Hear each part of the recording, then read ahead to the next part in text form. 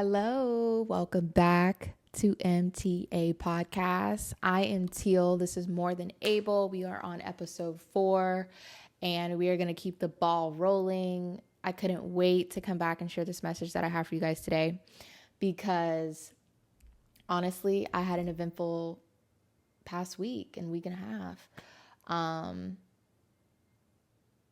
There was Valentine's Day. There was me and my boyfriend's 2-year anniversary. There was All-Star Weekend, which was in the Bay Area this year for the NBA. And yes, I love basketball.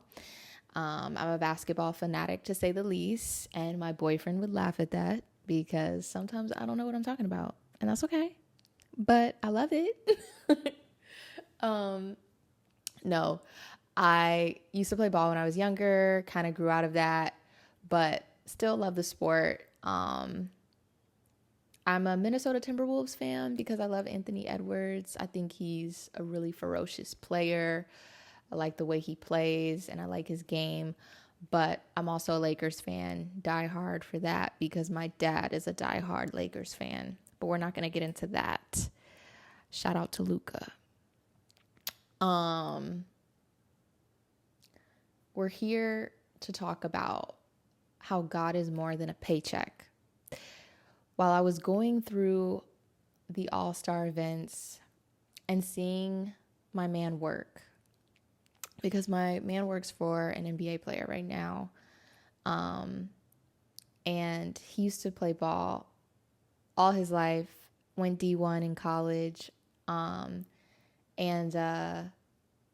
he didn't make it to the NBA. It didn't turn out that way for him, but he still plays against players and he still trains and he still, works for professional players and NBA players.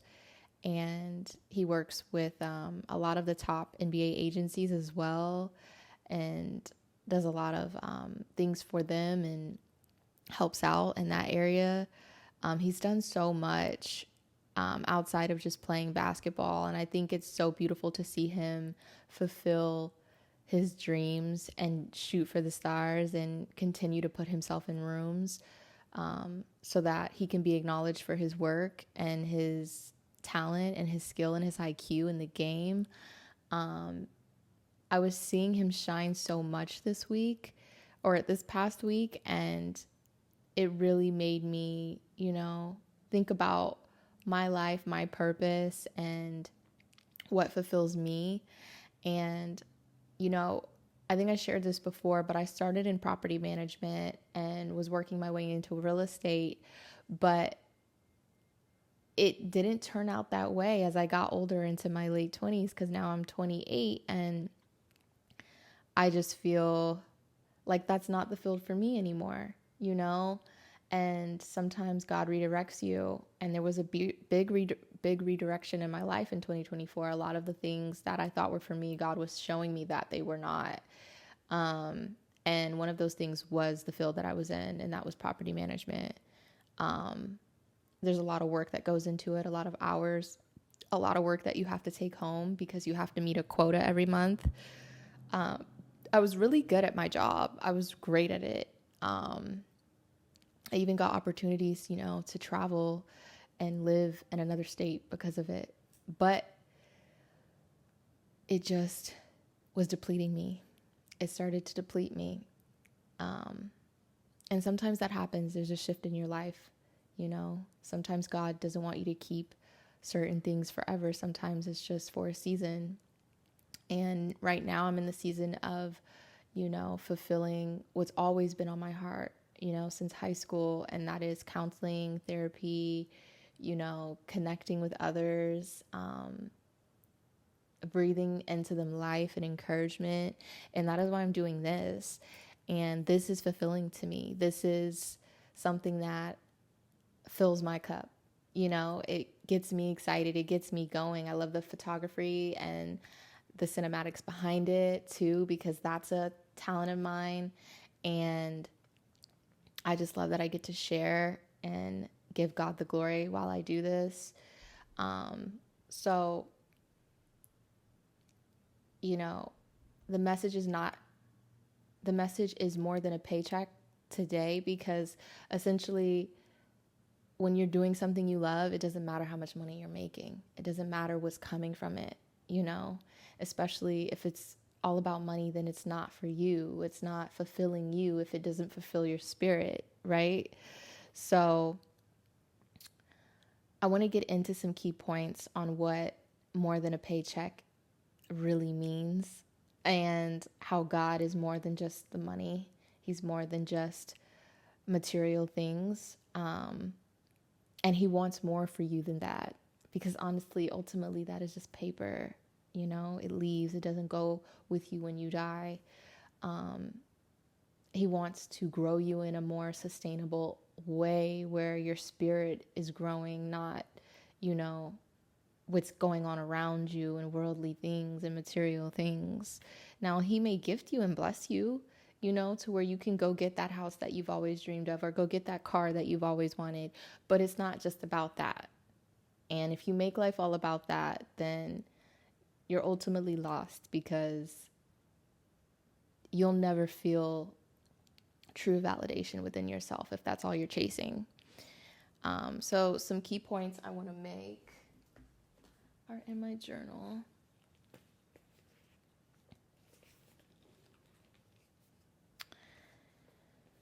So I shared a little bit of my journey, you know, of how I was blessed financially and how now I'm still finding balance between doing something that fulfills me and also, you know, trying to get income as well.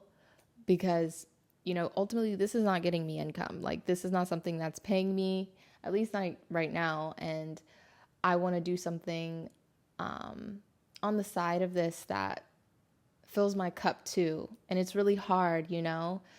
I'm luckily blessed with parents who are allowing me to live in their home, this beautiful home, while I am still figuring that part out. But what they do know is that I've grown, and that I've grown in a way where I can find myself through God and give back to God.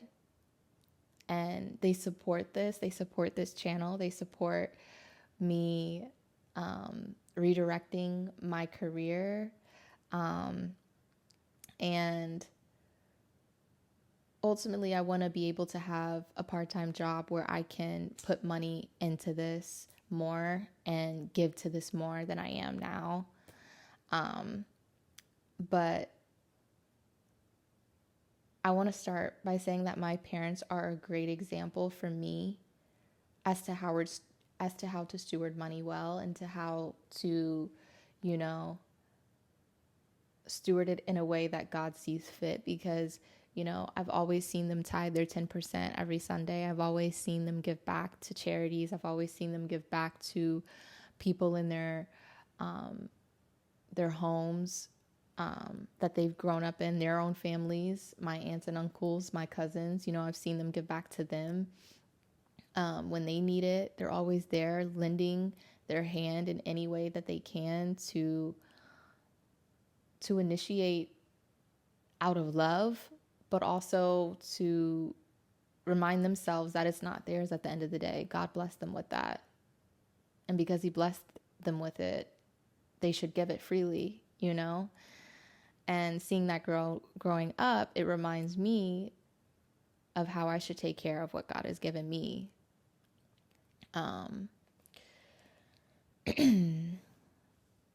I was not always, you know, following God very, very close in hand like I am now. So there were moments in my life where I wasn't stewarding my money well, and I was just very into materialistic things. I wanted the new this, the new that. I wanted this look. I wanted that look. I wanted my shoes to be better than her or him. And that's a lot to keep up with.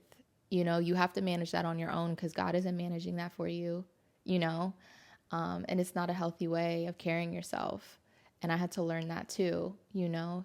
So this message, especially for, you know, young people walking in faith who are struggling with comparing themselves to people, thinking that they have to have this and have that because they see this person with it. You don't. That's not your lane. That's not your traffic.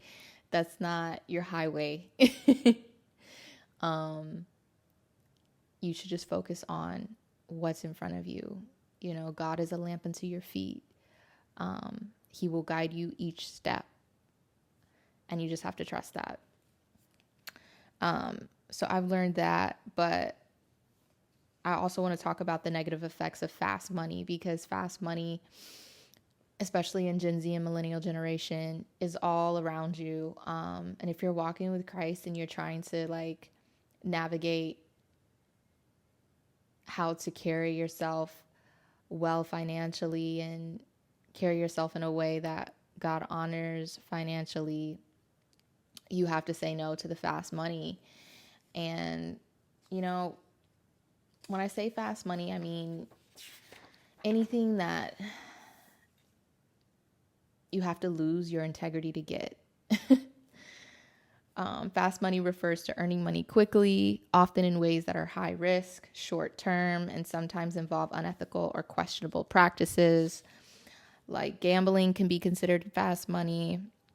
I know I have a lot of friends that sports bet, and most of these friends are in the faith. That one is hard for me. I don't necessarily do it because I feel like if I have to question it, I'm not going to do it. If I have to question if it's going to separate me from God, I'm not going to even touch it.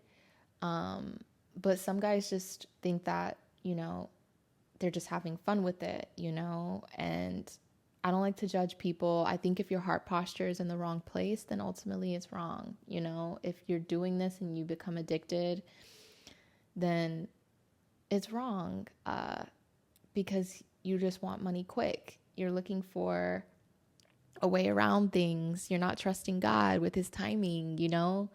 And,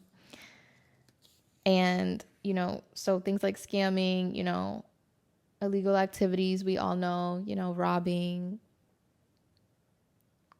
selling drugs, you know, all of that is fast money. Selling your body, fast money, you know? And it can even be unethical in businesses, because I know, especially when I, you know, wasn't really close in my walk with Christ, like I wouldn't really work with integrity when it came to selling and renting homes, right? Like I was like, okay, well, I need to tell them this because this is what they want to hear. And I need to rent this place because I need this on my quota this month. So I'm just going to tell them what they want to hear and call it, because I just need this money right now. You know, like that's unethical. You're not moving with integrity. So you just kind of have to take a step back and watch the way you move when it comes to money, because it can get the best of us, because it's ultimately the way that we get the things that we need to live. But it's not everything. It's not. So I want to go over some scriptures that talk about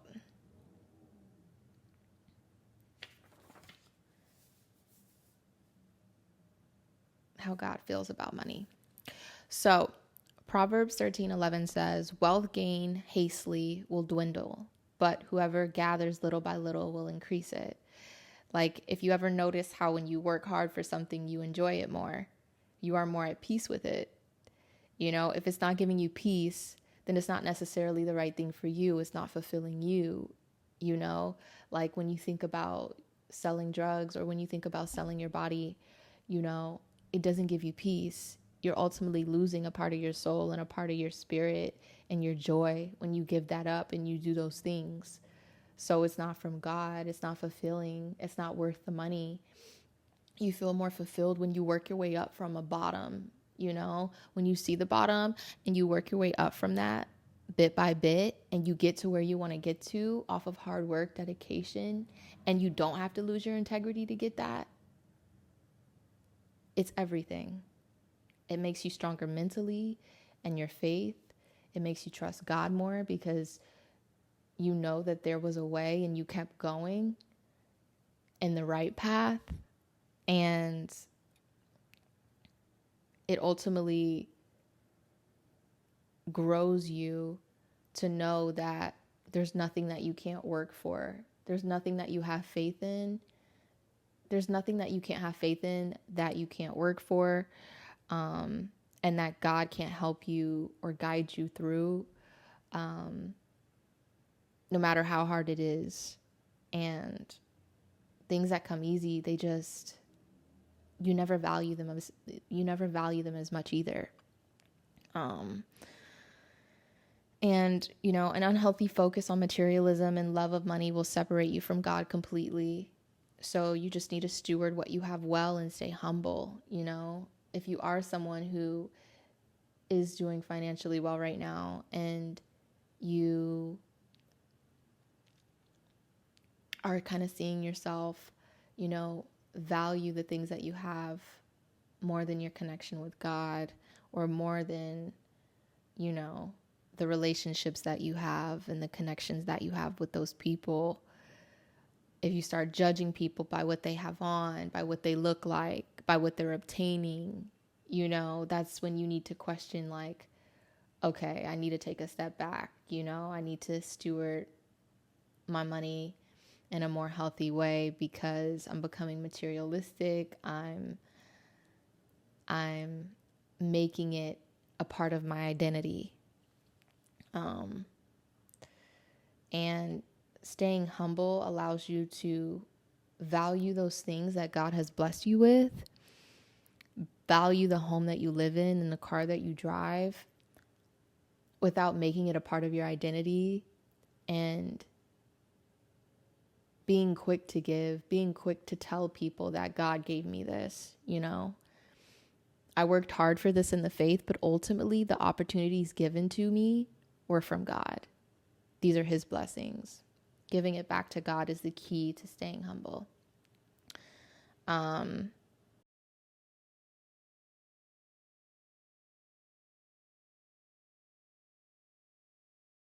Your heart posture is in the right place, because ultimately that's what God sees. He sees everything. He sees how everything makes you feel.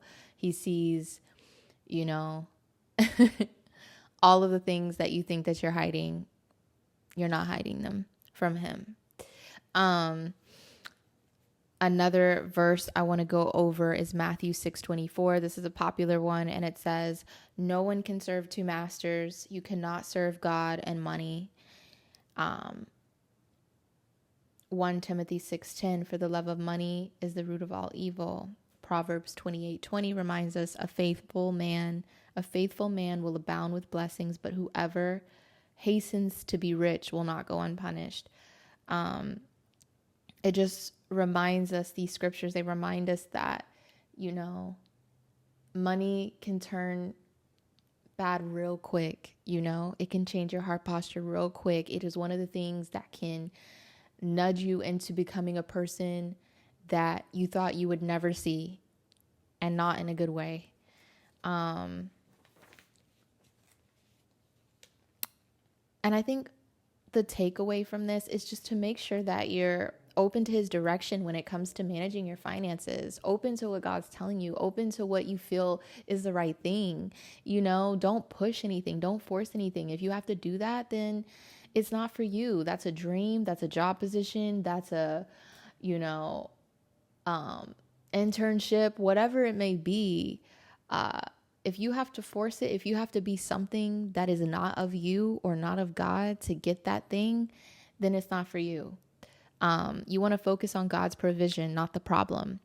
Instead of fixating on the financial challenges you have, focus on God's ability to provide, because he will. There were so many times where I was, in a drought financially because I didn't know my next move, leaving property management, and God provided for me every time, whether it was my parents, whether it was my boyfriend, whether it was my friends, he's provided for me and the circumstance that I'm in right now, this waiting season that I'm in right now. I'm fulfilling what's on my heart, and that's giving back to God. And, giving more into the counseling gift that I feel like God has given me and that has always been on my heart since high school. I'm giving back to what I feel is important. And because of that, I'm not getting any money from it. I'm not obtaining anything financially from it. And that's okay. That's okay, because I am filling up my cup in the spirit. And that's all that matters sometimes. But don't get me wrong, I'm not saying be homeless. Like, of course, find a job that suits you. I'm going to have to get a part-time job, like I said, as well, to fulfill this and give back to this. But ultimately, I'm pursuing what I feel like is fulfilling to me. And that's what's most important. I think Matthew 6:26 reminds us that God cares for the birds of the air and will surely take care of you too. That Sermon on the Mount, when Jesus was on the Mount in Matthew and he was sharing, he said, look at the lilies, look at how they're clothed. Why do you think God won't clothe you the same way? Why don't you think God won't provide for you the same way as the birds in the air? They're not worried about their next meal, because God is going to provide. And that's how you have to trust. You have to have a childlike faith that it will all work out in the way that it's supposed to. And you want to take practical steps. You want to budget. You want to cut unnecessary expenses. You want to seek financial advice if you feel like you have a problem with money, if you have a money addiction, if you have a shopping addiction. You need to seek financial advice to help you with that. And you need to explore new income opportunities.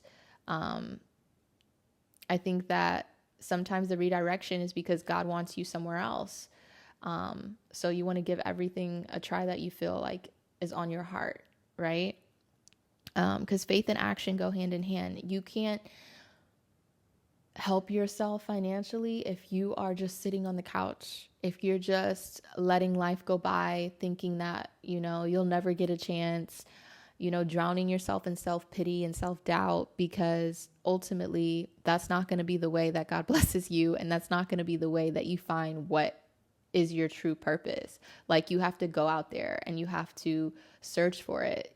God says, knock and you will find. You have to put what's on your heart at work and commune with God and, pray and have him guide you ultimately. And that's pretty much what I wanted to share today, guys. I think that, there is so much going on with the world, so much inflation.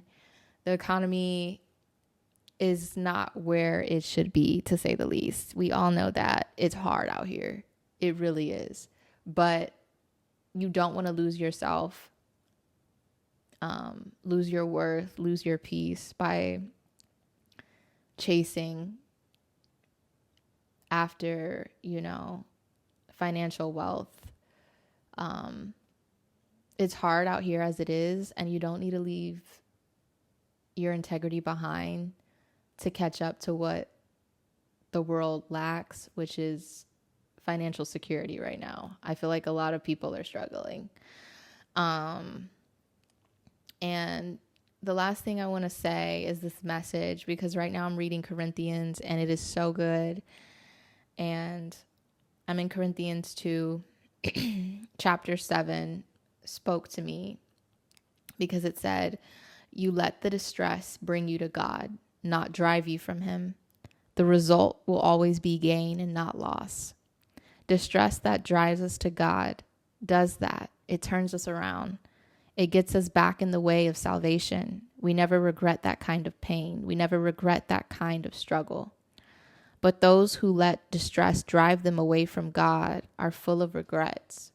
So don't let the hard times drive you away from God. Don't let them do something.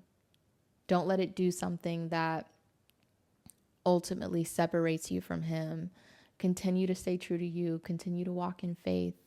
And remember that his provision is still there. His presence is still there. Even when you don't see it, even when you don't feel it, it's still there. And as long as you trust that, you will see a way through. And that's what I'm leaning on, especially at this time in my life. And I'm in it with you. We're in it together. I love you. I pray that you guys continue to, give God a chance and give Christ a chance and, be patient with yourself and patient with others. Give yourself grace. We need that every single day, but we also need to hold ourselves accountable too. So I love you guys. Blessings, blessings, blessings. And I can't wait to see you in the next episode. I hope that you got something from this. I know that I did. And the next one will be even better. All right. Bye.